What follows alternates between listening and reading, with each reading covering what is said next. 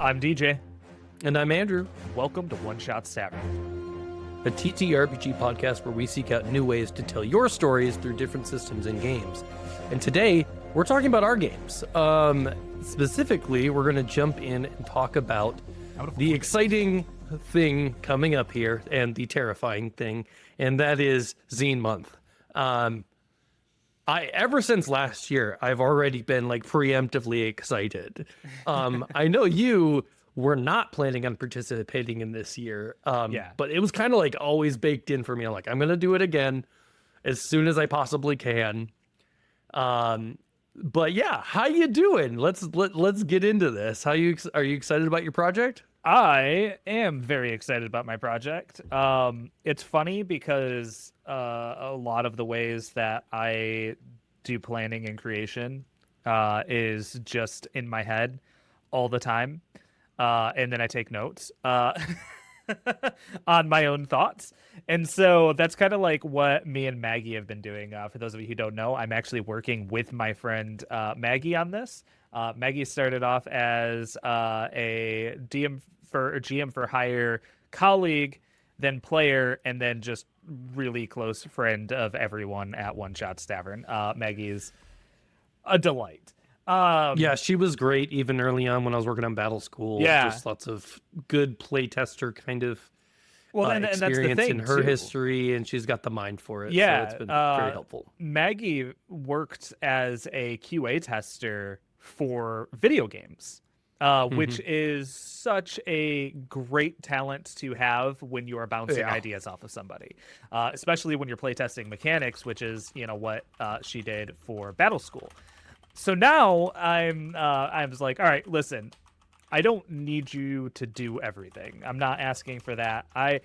Even if you want me to just write it, I need your help because I need you to keep me on track, and I need you to help me make things make sense, and I need you to help me just kind of round things out, because that second perspective is so helpful when creating a new game.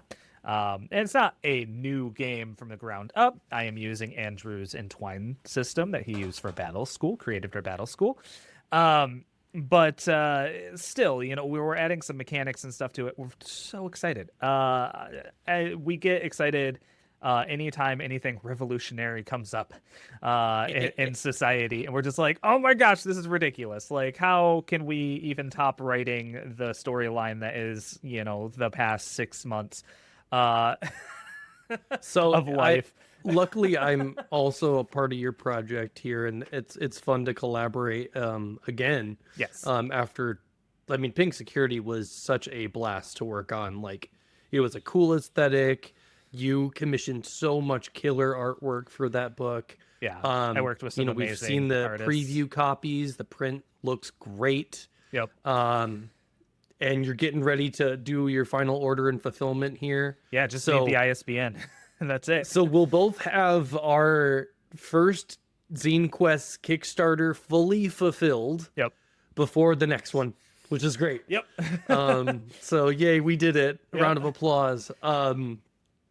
No, but really, jokes aside, biggest fear going into a effort like Zine Month is, can I pull it off? Can I get this out there? Is it? And then also the insecurities of do I need to be the one making this? Does this game already exist? Yep. Is there space for me to make this? All of those things pop up. Are you sure people want to play this? Yeah. Right, yeah. Is anybody going to play my game? Yeah. Because that's the thing. I don't want to just make an art project for me. Yeah. So tell me a little bit about... I know a lot about your project. Yeah. And I'm putting on my interviewer hat. Tell me a little bit about your plan to not do Zinequest, and then what pushed you over the edge, and then essentially what your inspiration for the project was. Yeah, so last year did Pink Security as a last minute pull everything out of stuff that I'd already been working on, right? I had a manuscript from a graphic novel set in that universe. which meant that I had an Obsidian file that had all the lore that I needed. I just needed to add kind of like specific locations and stuff, so kind of build out my own personal Wikipedia page on it. Those of you who don't use Obsidian, it's very useful for organizing your ideas. I was going to take this year off, just because I wanted to, I don't know, take it easy for the year as much as possible. That was my plan. But like things didn't go the way I was expecting them to in November. And I think a lot of Whatever people, could you mean? yeah, I think a lot of people are in that same boat where they were very much relying on the world to stay or get slightly better, right? Yep. That was kind of our thought process. Now we're in the boat of we kind of hope the world is going to either stay or not get too bad. Which is a very stressful position to be in. But I woke up like the day after the election feeling so defeated. Because like, yes, I knew that there was a heavy possibility, but like, you hold out for a hope. And I was just sitting there, and like all ideas I have that come to me just kind of popped into my head, and I was like, ooh, this could be fun, right? Like, what does it mean to build a rebellion? What does it mean to build a revolution? What does it mean to sustain something like that? And so I started thinking about it and came up with Resistance is Required, a manual for uncivil disobedience, the RPG. And so the thought process behind it is a lot of people very much enjoy protesting, right? That's always the exciting part. I don't enjoy having to protest. No, not at all. But people love to protest. Yeah, It is encoded in us. Community. Exactly. It's being around 1,000 or more people that think like you. They're mad about the same thing you are. And so people very much like, they enjoy being antagonistic, right? They enjoy pushing for change and for things to get better and yelling about it. I mean, we catalyze around anger. Yeah, like, exactly. That's what we do as people all the time. That's Twitter. It's Twitter. It's Facebook. It's Blue Sky's not as bad. It's not as bad. It's been much more positive. I like it. But anyway, but no, absolutely right. A lot of what social media is that, honestly, TikTok was in some spots, but kind of evolved past it in a lot of ways for a lot of people. Is that anger, that shared collective anger, because, in my view, we are all people suffering from the same problems. It doesn't matter who you are, right? Like, we all have beef with the government. We all want our lives to be better. We all want to be entitled to the fruits of our labor. And we want ourselves to be treated equally. And once you kind of evolve past just the self as being treated equally, you want everyone to be treated. Collective resistance, collective freedom. And okay, so so with that, let's get to the game. Yeah, because you'll preach all day. I will. But like, what does that mean in a game, right? Yeah. Like, how are you facilitating? Because that's what our whole podcast is about, right? Like, we believe, listener, we believe that the whole purpose of all these different games is to facilitate different types of storytelling and play, and places where you can experience those, where you can learn from yourself, learn from one another. So what is this game going to, how, I guess, is this game going to facilitate what you're talking about? So imagine Collective Liberation, the game, the RPG, right? You are working in a diverse group of people with different skills and backgrounds. A lot of skills people often think of as not being useful, like social media and stuff, but like in a movement being able to be charismatic is extremely important, right? Having someone who is able to kind of like think logistically and plan things is super important. And so I take, we take the entwine system, which is, you are building out your round, right? And so you are setting the round DC by the actions you are taking. Maybe it's going to add 2 to the difficulty check. Maybe it's going to decrease 2 from the difficulty check. But all of your actions are affecting each other's actions. And so the way that I see a round in Resistance is Required is it is a event. It is a whole, could be a day, it could be weeks of event. And so what you want to accomplish, right? So what you want to accomplish each round is you trying to work to accomplish that. So just like in Battle School, there is randomized tables. You don't have to run with randomized tables. You can run it with your own ideas. Consequences, right? And so you take each of the 5 threats, which I based off of, or 5 levels of threats, which I based off of the 5 stages of fascism. And so you take the first one, and it's like, okay, so we're going to roll a couple. These are the threats that are being introduced by the regime against the prole. The what I call the main characters, the pre-generated characters. And then from there, you are planning against it. So the game is about meeting with equal and opposite reaction to whatever the regime is throwing at you. So if it's like surveillance, maybe they're adding extra surveillance to your city, and you don't like that, right? So I got this particular idea from our wonderful revolutionaries in the UK, who did not like the fact that there was a new camera put on every single street. Some multiple streets, corners, they could see everywhere. They hated it so much that they got their hacksaws out and they cut them down in broad daylight because they did not want to be surveilled. They wanted to be able to move freely and privately. And so like that is one of those non-violent type of resistant things that I'm thinking of. Yes, it is, vandalism. But, it is also a moral whatever. stand. Don't the cameras belong to them? They pay taxes. Exactly. Right? If you want to replace them, you're going to take it out of my taxes, but I'm probably going to cut it down again. And so it's ideas like that. And it gets dark. Yeah. So, you build up this protest movement. You, in your pre-generated character, take a specific skill that you use or that is useful to the situation or building the movement.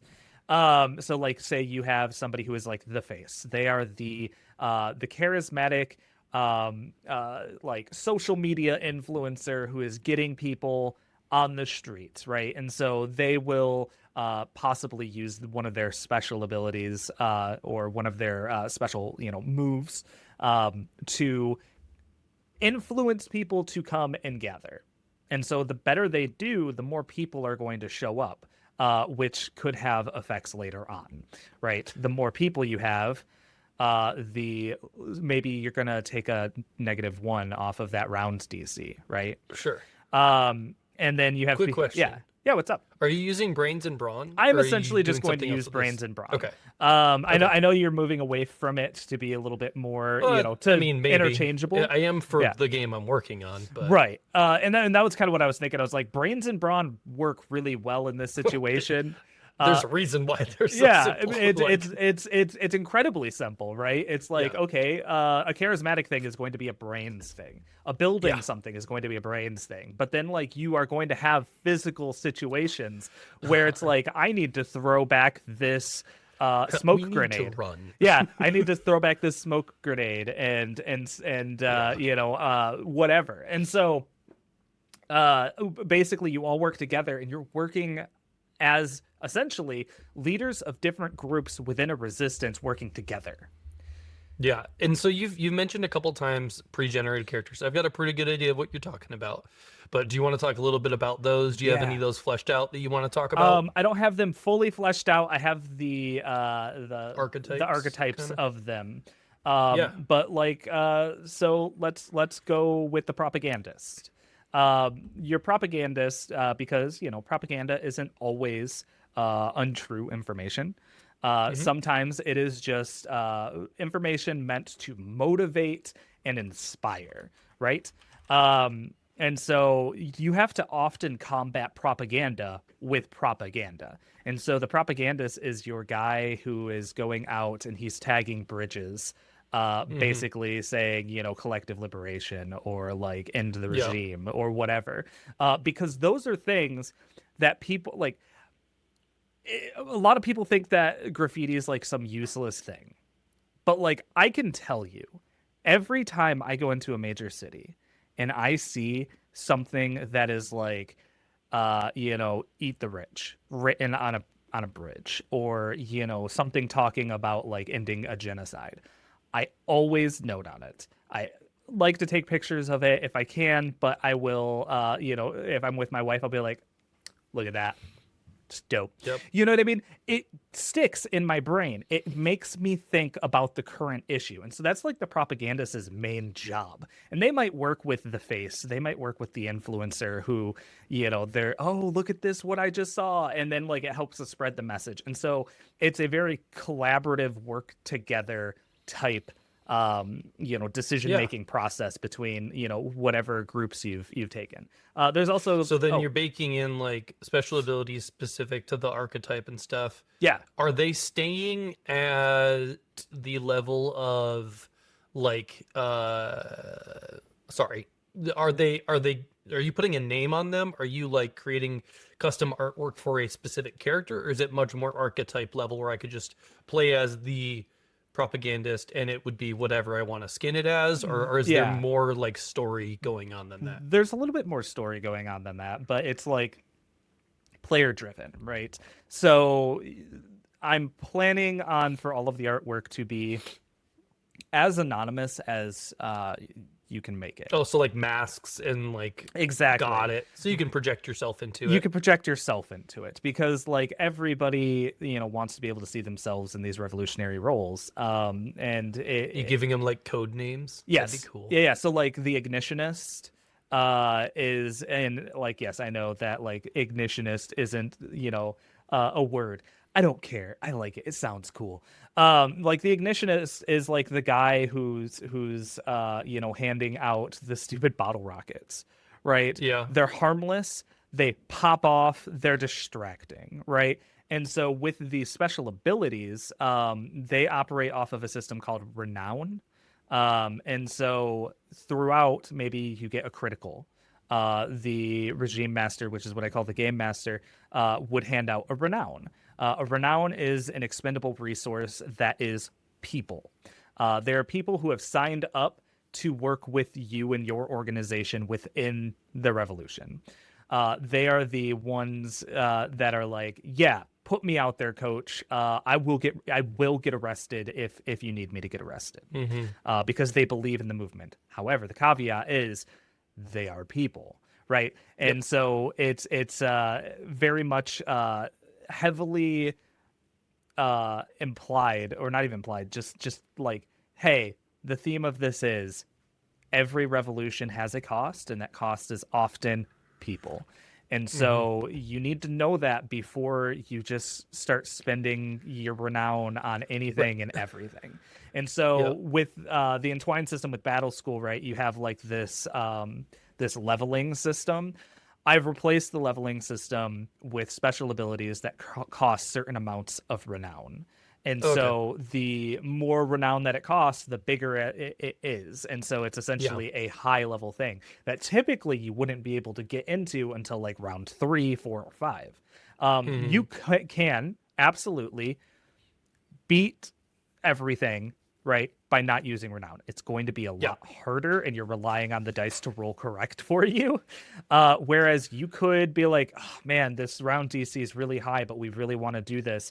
Can we spend, you know, a renown each to lower the DC a certain number of points. So that Steps, way, yeah. steps. That way, it's a little bit easier. Because like if everybody really wanted to get in that big, action everybody's this attacking or turn, whatever. right? As like Yeah. we're distracting everyone, we're going crazy with Right. it. Then you're going to want to lower the DC, which means you're going to need a lot of people backing you up. So that's what I've done instead of I leveling. like how I like the logic on that, right? Like, Cypher was a big inspiration in Entwine, just with some of the ways that the DCs worked out and stuff like that. And so I like the idea, unlike Cypher, that the XP token actually represents something Right. other than just metaphysical energy. Exactly. Right? Like of just like a vibe. Yep. So that's really interesting. When it comes to uh structure of play, what to expect, let's say I bring this game to my group.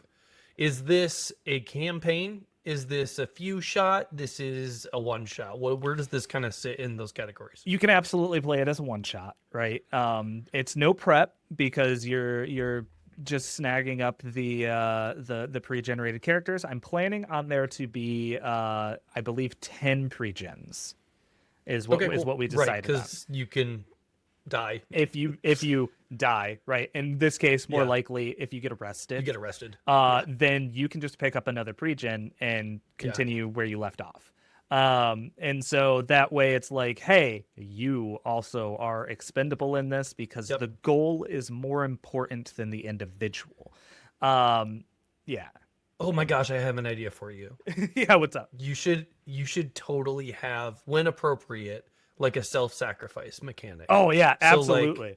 Like the Blaze of Glory That's a kind of great mechanics that idea. in some things. So it's like basically like, actually we're gonna not roll for this. Yeah. I'm just going to do this thing and as a result get taken out, and in the process. So that would be so rad. I like that. Oh, absolutely. And like, it makes more sense for some roles than others, right? So like you could just spend yourself as a renown. Yeah. It could just be this, you just count as a renown token. that's a fantastic idea because it's like I have spent all of my renown, but I need this to work. I am going to sacrifice myself for the movement. Oh, absolutely. That's a fantastic idea. I'm into it. I'm writing it down right now. Let me send this quick message over to Maggie. It's like I'm a game designer. Okay, wait. Self-sacrifice when you have no renown. Bam. Okay, that's sent to Maggie. or not enough, right? Yeah, or not enough. Yeah. Yeah, because it's the high level abilities, right? So if you need 3 in renown to do it, you've got 2. Exactly. Boom. Yeah, no, that's fantastic. So like you could even set up as like a pre-generated player character is worth X amount of renown, and then kind of go for it. Yeah, and so essentially like no, that's amazing because then I'm basically, instead of having stratagems and leveling, right, I've combined those into this special ability mechanic that is reusable.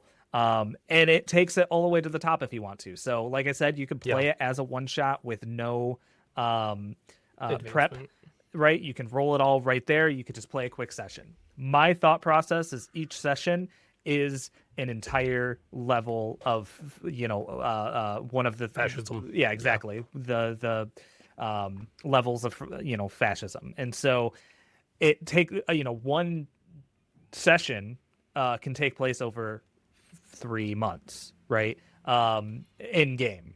And then you're all of a sudden you're all coming back out of retirement because the regime, even though maybe they backed off, one last job.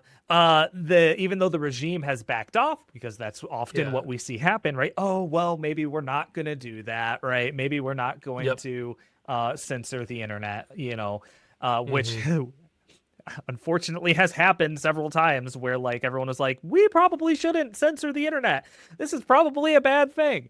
And basically it's if you run it for 5 sessions, you can run it for more if you'd like. But if you run it for 5 sessions, it's basically the entire life of a revolutionary cause. Yeah. from beginning to end. And it gives you some options at the end of like, now that you've won, now that you have toppled the regime, what are you planning to do? Yeah. What does the world look like if you've succeeded? Have you relinquished power to push elections, right? One of the Hmm. biggest flaws of most successful revolutionary movements is the fact that they maintain power Hmm. as opposed to turning the power back over to the people. You know, everyone has a different. Countless historical Yes, examples. absolutely. You know, say what you will about, you know, Cuba, right? And what side you take on that. Fidel Castro made one catastrophic mistake, and that was he held on till the end, and then he turned power over to his brother. That's frustrating, right? Because like their reasoning for you know, overthrowing Batista was sound. And it, you know, obviously violent revolution and all that stuff, but like there was reasoning behind these things. And then all of a sudden they're just like, but we're going to instead keep the person in power that some parts of the world see as a dangerous criminal, and therefore they will never ever work with him. Yep. And so, you know, granted, the United States has their own stupid reasons for not wanting to allow. Right, we're not going to break down our blockade. We're not going to do any of that because it gives the illusion that Cuba's government is failing when without uh, the without the blockades, like they would be doing fantastic. Like they have one of the best medical programs in the entire world. They come up with so many medical advancements on the regular.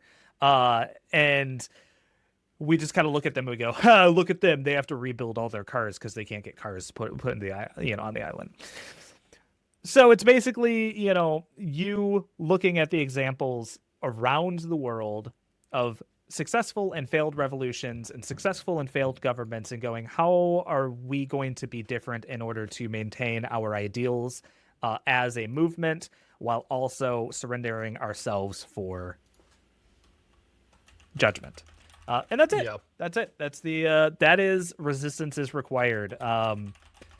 It's basically like young DJ, everything young DJ has ever wanted in a political movement. I guess I'm going to turn it into a game and teach people what these things mean. Yeah, let's touch on that real quick before we wrap here. So the fun part about this that came out that I think inspired a couple friends on their own projects is the idea of like the traditional punk zines Right. to actually give real world valuable life Information. skills Yeah. and information for protesting in the Yep. marginalia and in the actual content of the game. Because, for example, the one that you used before is just like bringing a jug of milk with you in case you get pepper sprayed. Right. Like, that is not a thing that everybody knows. But it's something that you can see like, oh, that's cool. And then you can not only have a better role playing session, if you ever need that information, you now know it. Exactly. Um, And it's all legal and so information like, to have, you know. It's not yeah, oh like no, it's milk. it's not like the cookbook, right? Like it Yeah. is, this is different. This is useful information for bettering the world Yeah. around you and keeping And yourself like safe. what a better way to get that than through a Playing a game where game. you get to play Yeah, and have fun. you get, And like, yeah. It's like practice, right? yeah. You get to have fun. You get to go, oh, this is cool, but you get to learn to think critically about the issues of the world in a way that a lot Yeah. of people don't, because a lot of people are not putting themselves in the boots of people trying to change. And I want people to be able to put themselves in the boots of being able to change and being able to look at their fellow American and go, you know what? We have problems with each other, but like maybe we have problems with this more right now. Yeah. And maybe if you're able to put that aside, maybe I'm able to put that aside, and maybe we're going to be able to work together, and maybe we're going to learn some things about each other, and maybe, maybe we're going to learn to like each other more.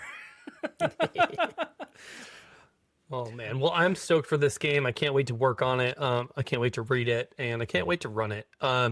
So, for everybody out there that's been with us, thank you for listening to this episode. Hell We yeah. are so excited for you to continue to watch our coverage of Zine Month. There are plenty of other amazing podcasts out there that are friends of the show that are doing similar stuff this month. So, there will be so much coverage of so many cool games. You know, I talked about my game on a podcast today. So, it's just like there's a lot coming. I cannot wait for you all to see the games that we're working on.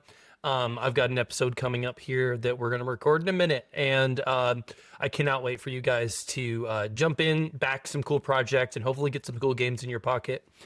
For everything One Shots Tavern, you can go to oneshots.tavern.com. Specifically for following along with the Resistance as required, there is a link there to click follow this project to get notified when it goes live. You will get all the updates you need there. You'll get an email when it goes live, and you can back the project when it goes out. Anything else, DJ? What am I missing? I don't think we're missing anything at all. Just stay tuned, because like we are going to be covering over probably the next month or so, maybe a little more, till the end of February at least. Yeah. As many zine projects as we can find. And it's just to share all of these cool projects that we are likely backing, and going to be having episodes about. But see you guys next time here at One Shots Tavern.